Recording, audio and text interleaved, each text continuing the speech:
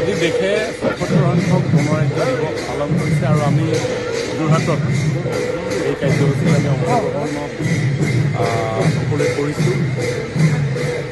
মোৰ অনুভৱ ৭৭সংখ্যক গণৰাজ্য দিৱসৰ যে অসমৰ কাৰণে ভাল সময় আৰম্ভ হৈছে আৰু এই সময়ক আমি সকলোৱে সদ্ব্যৱহাৰ কৰা উচিত। কাৰণ দীৰ্ঘদিনৰ আমাৰ কিছু মনত থকা কথা বতৰাবিলাক যেনেধৰণে হ'ব লাগিছিল হৈ উঠা নাছিল। হয়তো কোনোবাই ক্ষোভ বুলি ক'ব, কোনোবাই আক্ষেপ বুলি ক'ব, কোনোবাই আমাৰ সপোন বুলি ক'ব, কোনোবাই আশা বুলি ক'ব। কিন্তু মই ভাবোঁ যে ক্ষোভেই হওক, আক্ষেপেই হওক, আশাই হওক, সপোনেই হওক, সকলোবিলাক বাস্তৱায়িত কৰাৰ সময় এতিয়া আমাৰ হাতত। আৰু সেই সময়ক আমি সদ্ব্যৱহাৰ কৰি আমি নিউ জেনেৰেশ্যনক আমি কেনেধৰণে আগুৱাই লৈ যাব পাৰোঁ তাৰ আমি প্ৰত্যাহ্বান গ্ৰহণ কৰিব লাগিব। আৰু সেই প্ৰত্যাহ্বান নিশ্চয় আমি অভাৰকাম কৰি আমি অসমখনক এখন শক্তিশালী ৰাজ্য হিচাপে আমি গঢ়ি তুলিব পাৰিম। মুখ্যমন্ত্ৰী ডাঙৰীয়াই সপোন দেখিছে অসমখনক 5খন আগশাৰীৰ ৰাজ্যৰ নিচিনাকৈ গঢ়ি তোলা। আৰু তাৰ কাৰণে যিসমূহ সম্ভাৱনা আমাৰ মাজত আছে এই সম্ভাৱনাসমূহক আমি ৰূপান্তৰিত কৰিব লাগিব।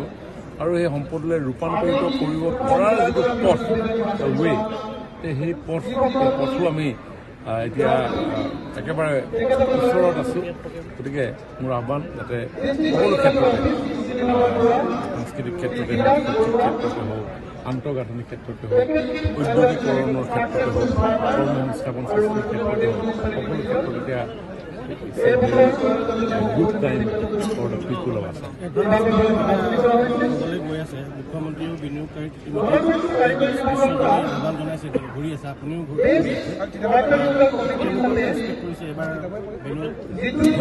মানে এডভান্টেজ আছাম মানে আমাৰ সীমাবদ্ধতা আছে। ভৌগোলিক পৰিৱেশে হওক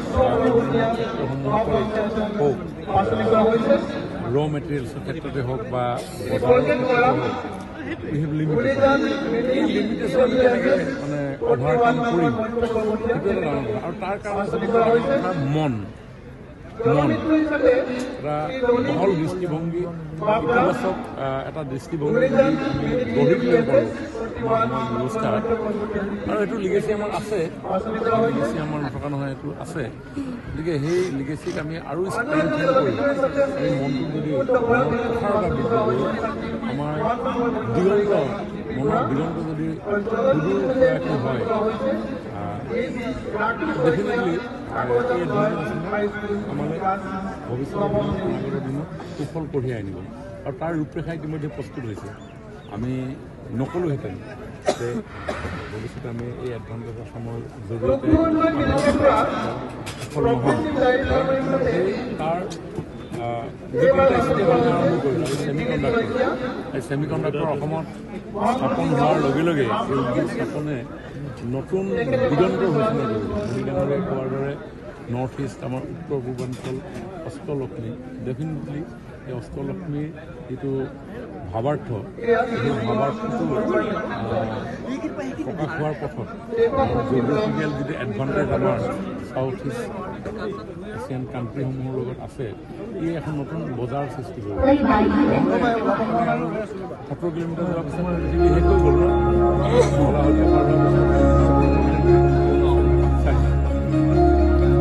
কোনফালে যাব লাগিব? আমি এটা ৰাস্তা কৰিব লাগিব আৰু আমি এনেধৰণে আমি বজাৰ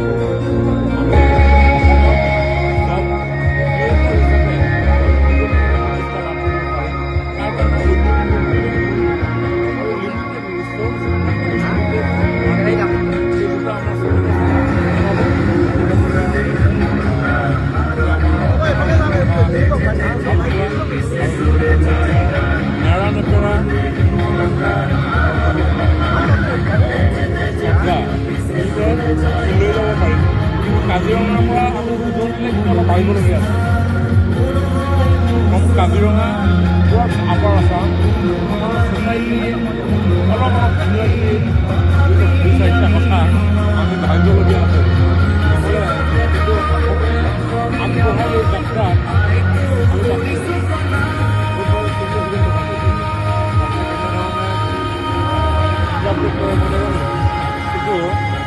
নিউ জেনেৰেশ্যনে আমি বিশেষভাৱে এই পাৰ্টটো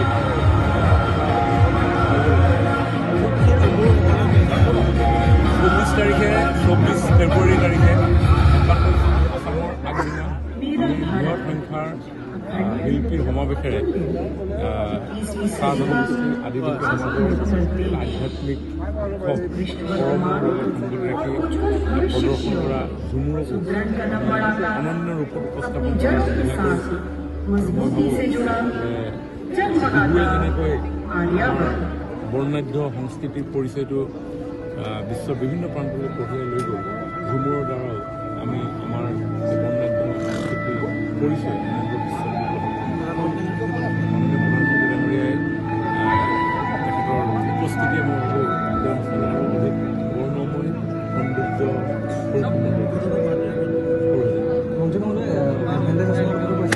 তাৰ লগতে অসমৰ যিবোৰ গাহৰি পালক তেওঁলোক অসন্তুষ্ট হোৱা দেখিবলৈ গৈছে থাইলেণ্ডৰ গাহৰি কোম্পানী সেইটো গোটেই বিষয়টো আৰু অধিক